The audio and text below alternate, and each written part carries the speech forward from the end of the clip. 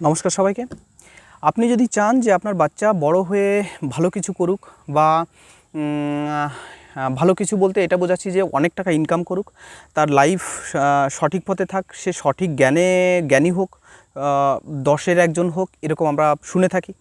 তাহলে আপনি যদি এইগুলো চান তাহলে আপনার অবশ্যই এটুকুনও জানতে হবে যে সেই বাচ্চাকে কীভাবে তাকে সাপোর্ট করতে হবে, কিভাবে তাকে শিক্ষা দিতে হবে, কি কি বলা উচিত, কি কি হ্যাবিট, কি কি পার্সোনালিটি বা কোন কোন বিষয়গুলোতে ধ্যান দেওয়া উচিত, সেই জিনিসগুলো আমি মাঝে মধ্যে ভিডিওর মাধ্যমে অবশ্যই শেয়ার করব।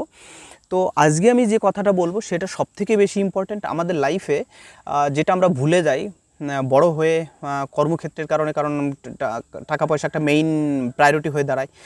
তো এইখানে আমাদের সবথেকে বেশি ইম্পর্ট্যান্ট দেওয়া উচিত হেলথের উপরে, কারণ হেলথ বলতে আমাদের সামগ্রিক শারীরিক যে কন্ডিশন, মানসিক যে কন্ডিশন, সমস্ত দিক থেকে আমি বলছি।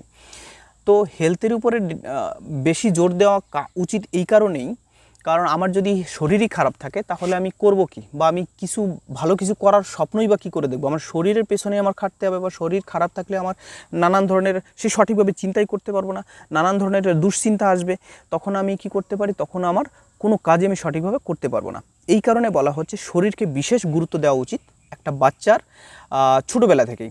আর সেইটা কিভাবে সম্ভব, যে যদি বাচ্চাকে বাইরে গ্রাউন্ডে মানে দৌড়ঝাঁপ করার মতন খেলাধুলো করার সুযোগ দিতে হয়, মানে দেওয়া যায় আর দেওয়া উচিতও, সেই সুযোগটা করে দিলে সেই বাচ্চাটা আপনি ধীরে ধীরে ধীরে ধীরে মানে সে ফিজিক্যালি যথেষ্ট ডেভেলপ হয়ে যাবে।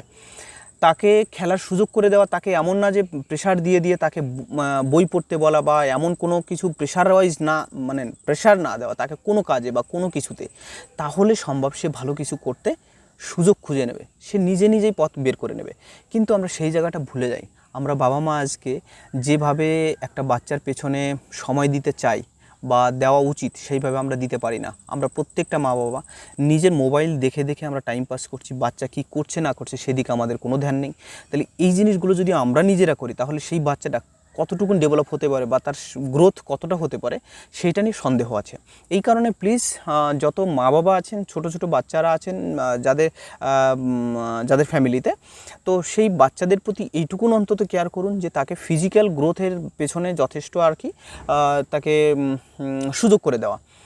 যে কোনো ধরনের খেলাধুলা হোক, খেলাধুলায় তাকে মানে সাপোর্ট করা উচিত। তাকে এমন না যে খেলাধুলা রেখে এখন বই পড়ো, এখন টিউশন মাস্টার আসবে, বা এখন এটা করো না এটা করো না, এই সমস্ত কোনো প্রেশার যাতে তার উপরে না থাকে। অবশ্যই বলা উচিত ঠিক আছে তুমি খেলতে যাবে, তার জন্য তুমি এটুকুন পড়ো বা এটুকুন করো। এইভাবে তাকে আস্তে আস্তে আস্তে একটা ব্যালেন্স করে করে বড় করতে হয়। তো আমি আমার পার্সোনাল যে এক্সপিরিয়েন্স, যে আমি ছোটোবেলা থেকে যেভাবে আমি খেলাধুলা করেছি সেই হিসাবে আমি বলছি। এখন আমার অনেক ধরনের সমস্যা আসছে, কিন্তু অ্যাকচুয়ালি আমার যে স্টামিনা না যথেষ্ট ভালো, মানে আদার্স আমার ফ্রেন্ডদের কম্পেয়ার করে বলছি, কারণ আমি প্রচুর খেলতাম। তো এই কারণে আপনাদের বলছি এই জিনিসটাকে অবশ্যই ধ্যান দেবেন যে সেই বাচ্চাটা যাতে সঠিকভাবে খেলাধুলার সুযোগ পায়।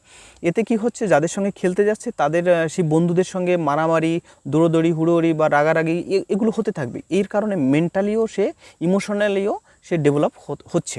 তো এই কারণে এরপরেও আরও কিছু কিছু হ্যাবিট, সেগুলো অবশ্যই আমি বলবো, যেগুলোতে আমাদের মা বাবাদের অবশ্যই ধ্যান রাখা উচিত। ধন্যবাদ সবাইকে, এইটুকুনি আজকের জন্য। ভালো থাকবেন সবাই।